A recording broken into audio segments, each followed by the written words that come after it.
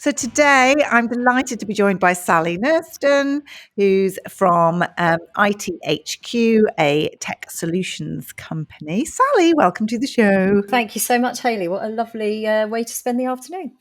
So as we start usually these podcasts, it's all about you, Sally. So I want to know a bit about who you are, what you do, how you got into this lovely world of technology. So do you want to give us a little bit of a backstory on that? Sure. Well, my path into tech was definitely a wiggly one. I don't know. Is it easier to go forwards or backwards? Probably let's start at the beginning and see where we end up. So I'd never had any aspirations or ambitions at all to work in technology. In fact, when I was a teenager, all I wanted to do was become a ballet dancer, which is what I did. I went to the Royal Ballet School and I went to Ballet Rambert. And then I was lucky enough to work professionally in the Netherlands for a couple of years with a modern company before I injured myself and had to stop. And back in those days, we're going back to the 1980s. So, typing up a CV on a typewriter in the library was about as close as I got to technology. When I realised I couldn't dance anymore, obviously, what skills could I possibly transfer from the ballet studio and a theatre life into a corporate sort of world? And I found myself via various bar jobs and temping jobs and things like that, working in the media. So I worked in television, became part of a big production team and worked on some really interesting programs. Then that led into writing for the BBC and Channel 4 websites, just some short media entertainment stories. That became a job working on a few free sheets for the Independent newspaper and some spa magazines, which then became PR. So that was my first sort of foot in the door into tech, was a dedicated PR agency.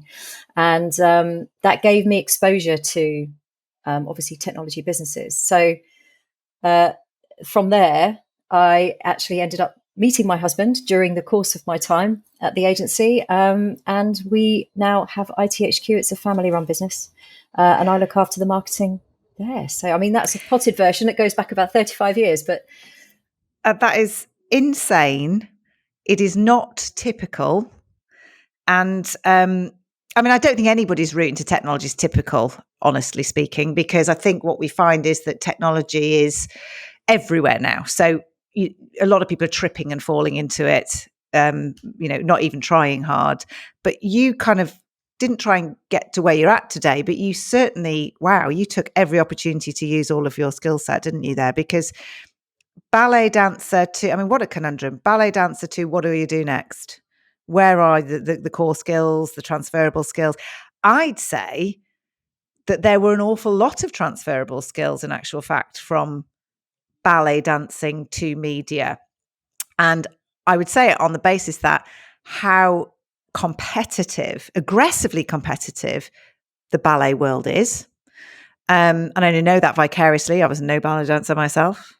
More kind of hippo / hardly, Hayley. Clog dancer. That was my forte. But from that to have to be constantly proving yourself, I would imagine, in the ballet world, to then media, which was incredibly aggressive as well. Do you think that helped? Can you look retrospectively now and think, yes, I did have those skills and that's why it worked? Well, there was certainly never any question of tenacity or grit. They're two things that ballet definitely teaches you. You just have to, it's just hard work from start to finish. They say you're only ever as good as your last performance. So you come into the studio fresh for another day and it all starts all over again. So it's relentless. And I think that sort of drive and mentality did stand me in good stead for starting work in the media, because again, you go in there, you go into a busy studio and you just run around all day. You never know quite what's going to be thrown at you. So adaptability, for sure, a good hard work ethic, for sure. Those are the two things I think I really took over.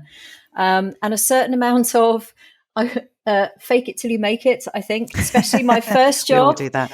My first job in a television studio, it was a production company, and it was the company that made Play Days, if anyone remembers back to the Play Bus and Play Days. Yeah. So that was my first job. And blatantly, I don't want to say lied, but was kind of generous with my abilities on a computer. So for a year, I'd sent out CVs, pretty much 4 or 5 a week, to studios and companies all over the place, trying to get my foot in the door. And I got this nibble back from from Felgate Productions as a receptionist. And in my interview, the lady asked me if I could write letters on a computer, and I said yes. And I think I'd touched my dad's computer maybe a couple of times. So I literally sat there with the manual on my knee behind the reception desk for the first week, figuring out how to work this thing. And ended up editing scripts and sending out letters to fans and all sorts of things on that computer. But yeah, there were a few stumbling blocks along the way. But what was driving you though? Because the ballet world. I mean, the idea of a ballet dancer. It's. I would argue there's probably a huge percentage of girls would say, I want to be a ballet dancer. I want to be a princess. I want to be an actress. And so it's glamorous. So you're wanting the glamour, and it's going to be hard work. But what was driving you in the media world to learn how to use a computer, to edit scripts, to push yourself? What were you after? What were you sort of aiming for? Yeah, it's an interesting question, actually. I just wanted to be part of that sort of production family. And I think that was going back to what I knew. So that feeling of being in a show is just the best feeling in the world, when you're part of a theatre and you've got that stage to go to every day. And I could see production as being like that, but in a different way. In some ways much better, because there was no pressure of performing anymore in terms of, you've got to look a certain way with ballet, and you've got to, everything in your life is determined by that career. So what you eat, when you go to bed, who you hang out with, absolutely everything. So I felt quite free going into television. And yes, I couldn't at that point see whether I would want to go sort of more into the director role or more into the producer role. But over time, it ended up being more of a production thing. I suppose the what drove me, to come back to your question, would be trying to figure that out. Actually, in the beginning, it was just trying to figure out where I slotted in. Where did I belong in that big production family? So I just wanted to try everything. I wanted the skills. I was just desperate to know how to type fast.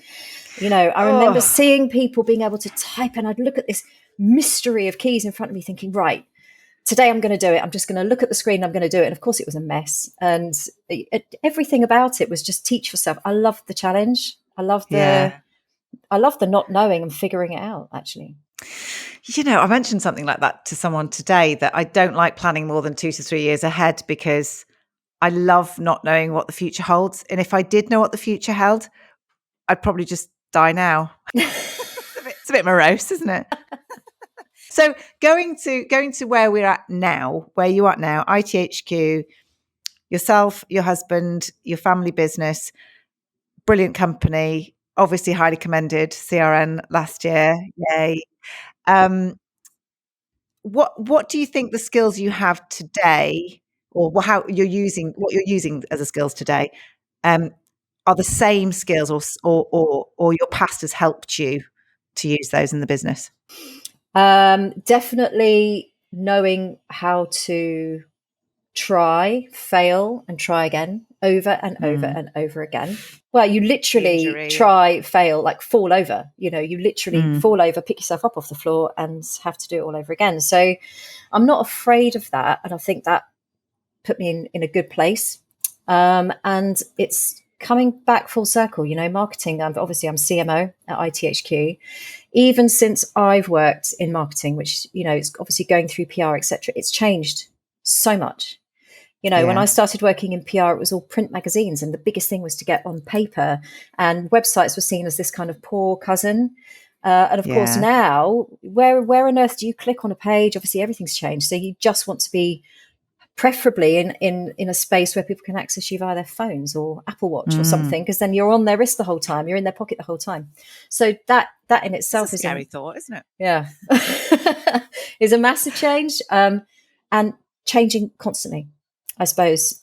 This sort of evolution keeps it exciting, and that I can definitely trace back that feeling of excitement in that terms of wonder what today's going to bring, which is like dancing, really. Sometimes you wake up in the morning as a dancer and think, oh yeah, I'm not feeling it today. And they can be your best days. They end up being your best days. And other times when you think, yes, I've got it today, and something will happen and you're like, yeah. It just shows you that you can never prepare for a day. You just have to get up and do it. Setting, isn't it? Yeah. Yeah.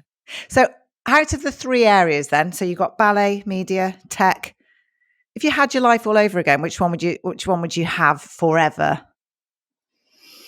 Oh, that's a tricky one.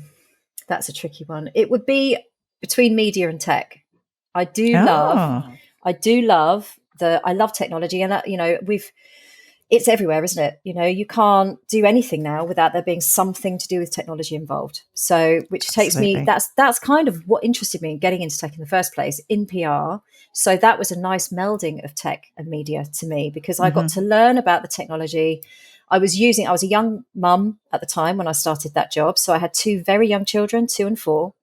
And without in those days, BlackBerry, I simply couldn't have done my job, because quite often I was called out of the office, had to go and pick up a child. Literally the dreaded split his head open in the playground. That happened to me. Had to go and take him home and finish my day on a BlackBerry. But I could do that because of the technology. The day wasn't a write-off. Go back even perhaps 5 years earlier and I wouldn't have been able to do that.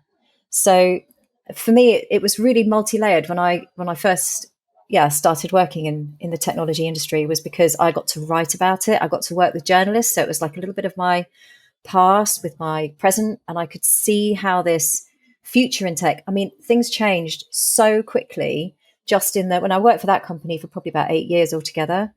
Things changed so much in that time, and they continue to change at such a pace, and that keeps it so exciting. So, for me, I suppose marketing's the perfect role, because it brings together the media and tech. So ballet was really fun, and I loved it. And I loved it. Like you said, I had the passion of a child when I did ballet.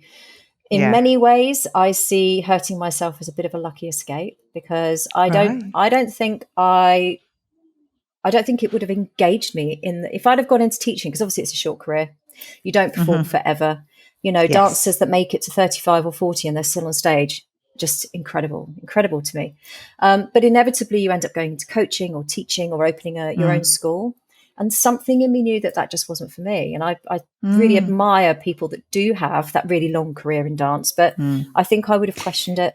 So it's a little bit like footballers, I suppose, isn't it? And you see a lot of young boys with their dreams of being a Premiership footballer, and they keep going and keep going. They never get chosen. They might play for certain teams, and then they don't do anything. They get rejected, and you can see the kind of light go out in their eyes. It's a real shame, but I'm so pleased that you recognise those core competencies, because everybody's got them. Everybody's got transferable skills.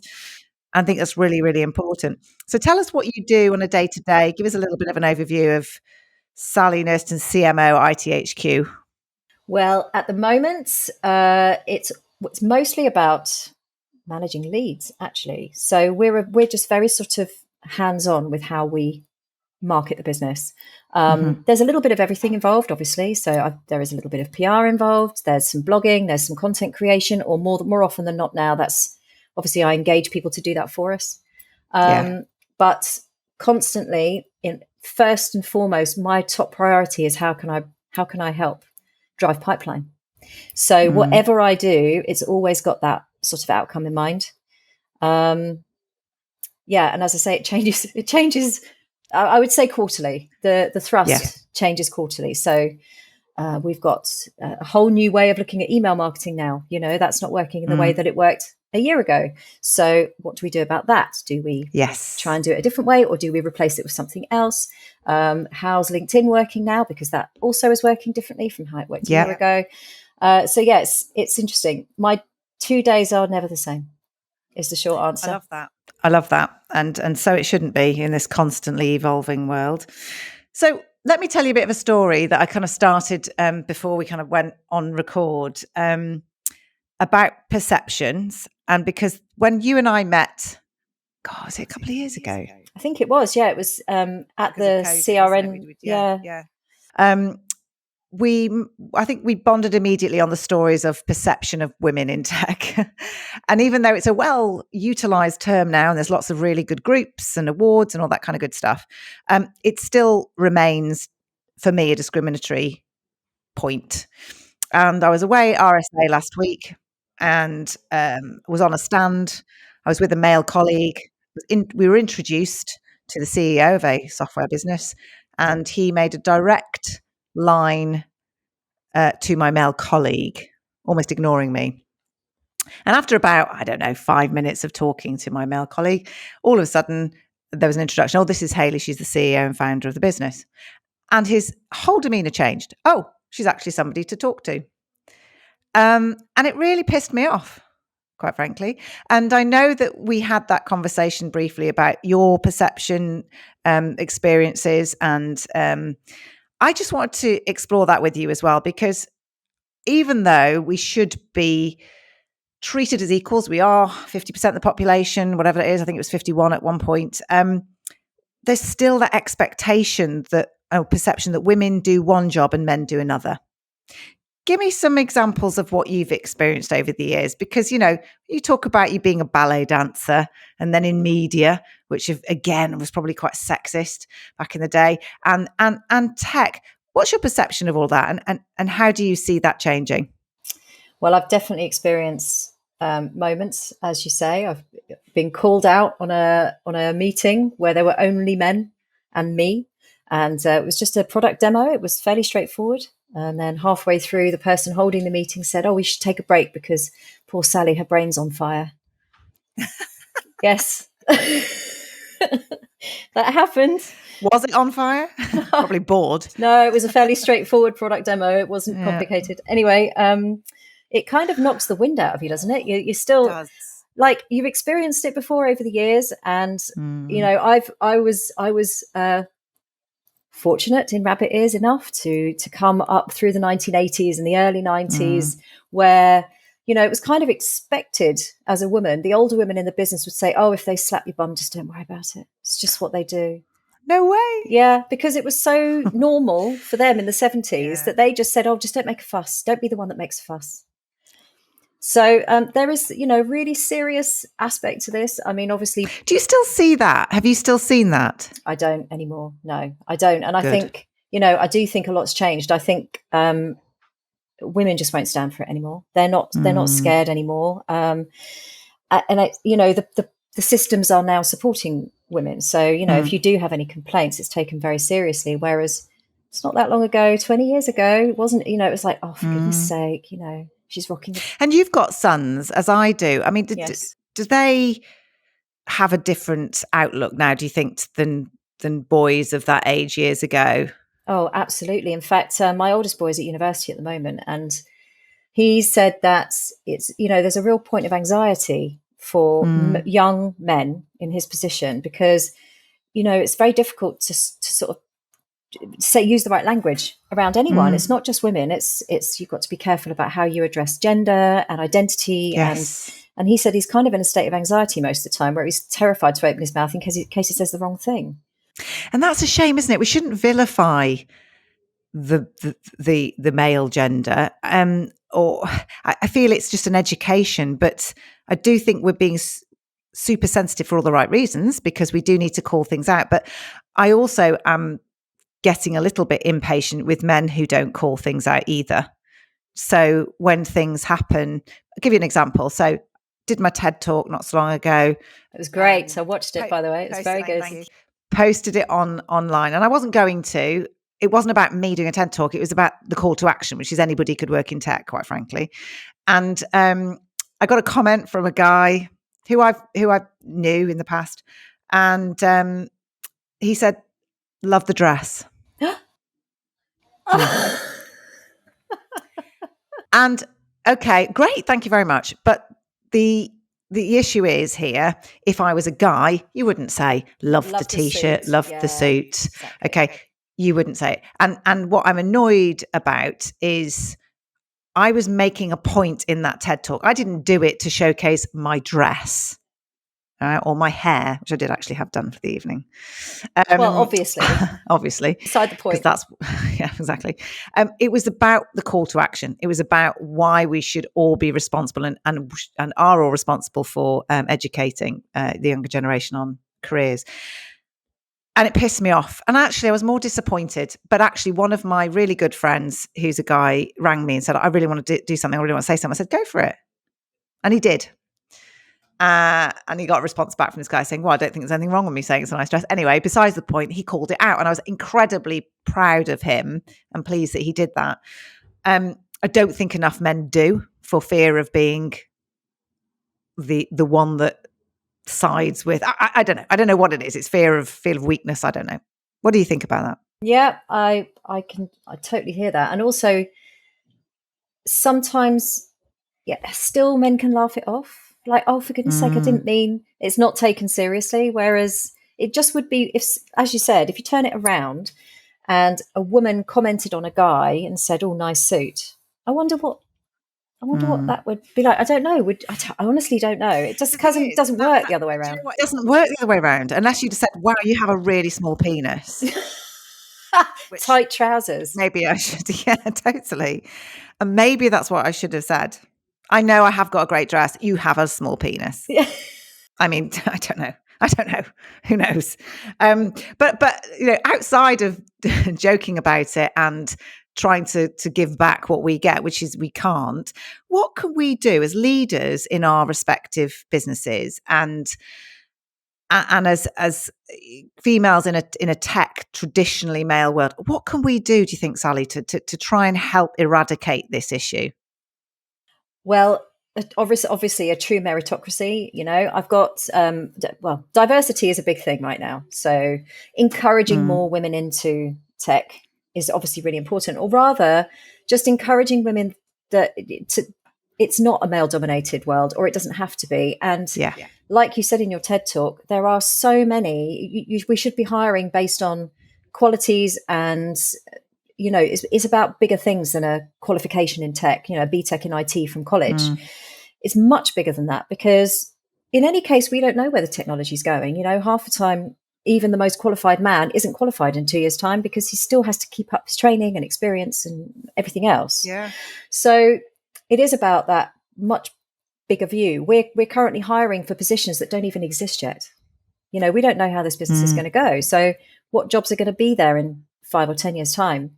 So a true meritocracy, I think, is the absolute first step, where you're not hiring based on anything other than skills, attitude, fit into your culture, etc. Then I think the biggest problem, and obviously this is something that's going to go away just naturally, there is a massive generation problem in IT, where, sure, most people, 90% of people who worked in tech 20 years ago were men. And, if I think about CEOs that I've known throughout PR and everything else, obviously coming into contact with a lot of tech businesses, I think you are one of maybe 4 or 5 women that I've known.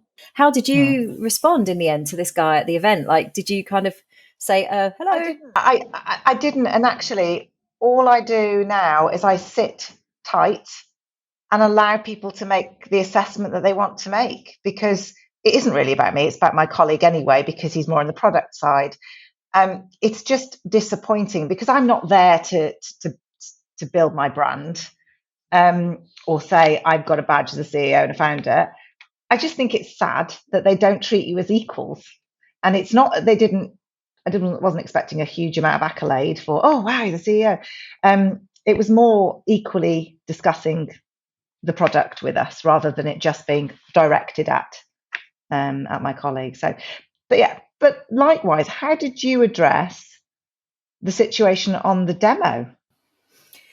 I was so shocked that I kind of laughed, and it was only afterwards that I went, that was really out of order. Like, I should have said something. I should have called him out and gone, excuse me.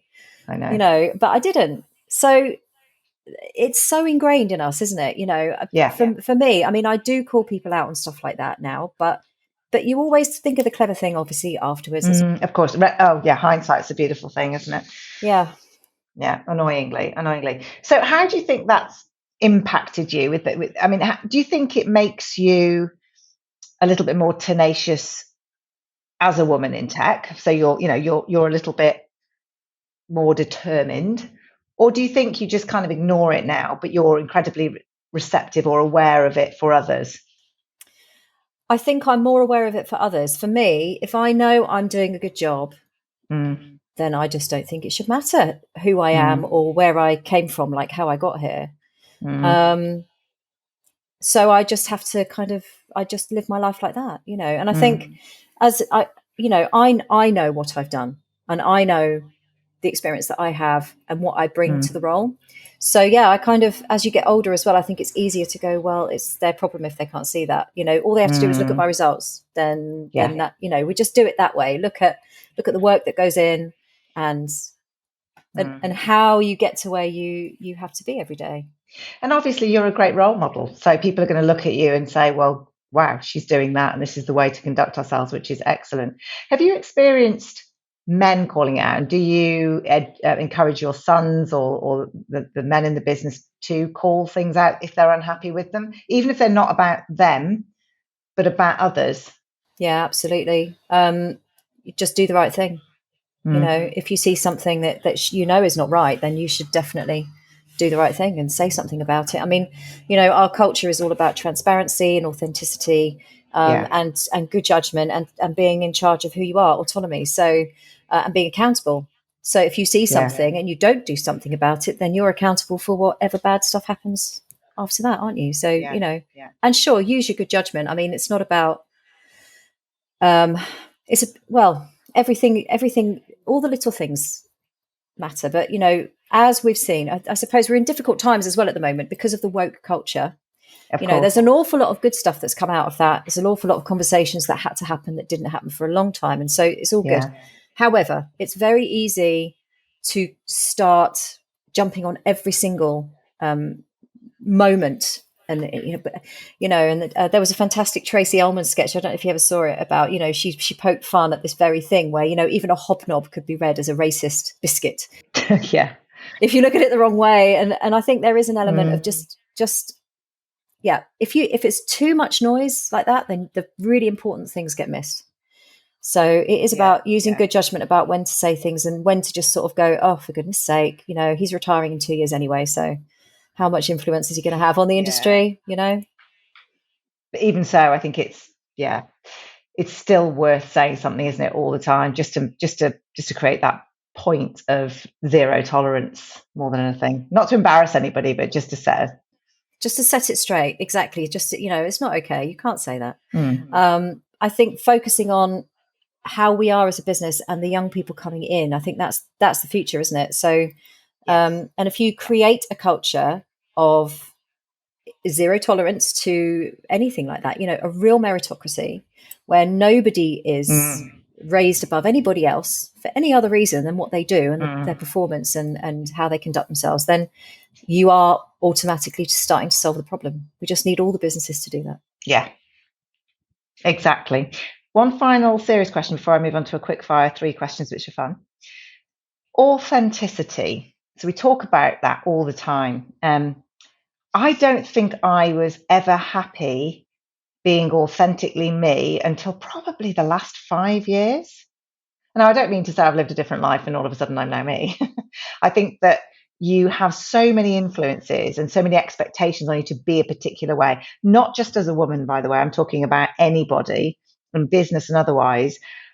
I think it's because we're all fearful of judgment. What's your take on that? Because obviously you've been through so many different changes, from ballet dancer to media to tech career to mum to all of those roles that we play. What's your take on authenticity, and how easy do you think it is to be truly authentic? Well, I think in many ways that's all I've had. So, because I've changed so much during my career and have to sort of put myself into these different roles, I always had sort of heart on my sleeve, if you like, approach to that, because I did feel like everything I've gone for, every new opportunity into a new industry or whatever, I've had to sort of dig deep and go, right, is this really something that I can do? Like the first one, I got the job on the magazines for the free sheets for The Independent.